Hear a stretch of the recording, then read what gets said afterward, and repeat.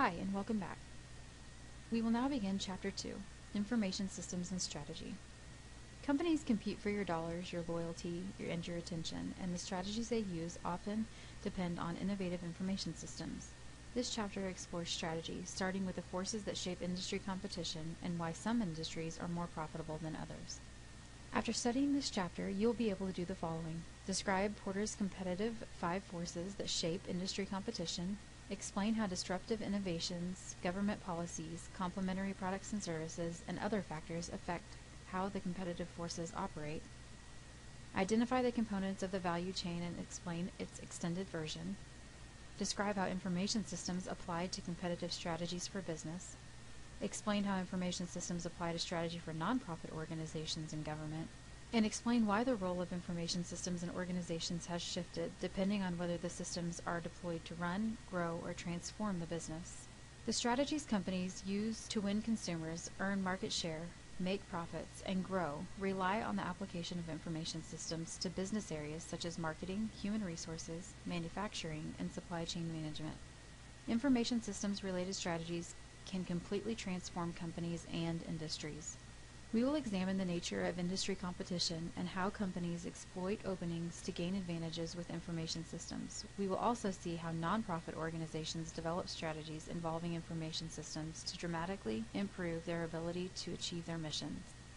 During the 1980s, Michael Porter of Harvard Business School introduced a framework to identify 5 forces that influence industry competition and explain differences in profitability across industries. The 5 forces are threat of new entrants, buyer of powers, power of suppliers, the threat of substitutes, and rivalry among existing competitors. We are now going to talk about each of these forces. Threat of new entrants. Incumbent industry players try to keep newcomers out in many ways, often drawing on innovative use of information systems. Incumbents have higher volumes that can mean lower costs per unit for production. A large consumer base can be significant because of network effects, which refers to the increased value of a product or service that result because there are more people using it. For example, the value of Facebook is low if you can only connect a few people. But the more people who use the social network, the more valuable it becomes to everyone. Another example involves mobile phone carriers that foster network effects by offering free calling to any mobile phone on the same network. The carriers hope you will persuade your friends and family to select the same carrier. Incumbents also devise strategies to raise switching costs, which are the costs the customers incur when they change suppliers. Carriers do this by offering a free cell phone with a 2-year contract, but the phone is not really free. Its cost is embedded in the monthly fees over the life of the contract, and termination fees recapture any remaining costs if the customer stops service early. Loyalty programs are another example of this. Frequent flyers earn rewards for racking up all their flying miles with a single airline, including automatic upgrades and free companion tickets. Travelers go out of their way to stick with their favorite airline and grow their point balance. Power of buyers. The power of buyers rises when they have leverage over suppliers and can demand deep discounts and special services. If a supplier has a small number of buyers, the supplier is at a disadvantage since losing even one could be devastating. For example, companies whose main customer is government must deal with a very powerful buyer. Buyer power also rises when many suppliers offer similar undifferentiated products and the buyer can deal with any of them to get about the same product. For example, with airline tickets on the most popular and competitive routes, buyers have considerable power. However, the balance of power between buyers and suppliers for many industries shifted dramatically when markets went online and customers could switch from one seller to another with a single click. Unless passengers are tied to one airline with a loyalty program, they can search for the best price. For example, many websites, such as pricegrabber.com, gather up-to-the-minute prices from sellers so visitors can easily compare them in a single list. The power of suppliers.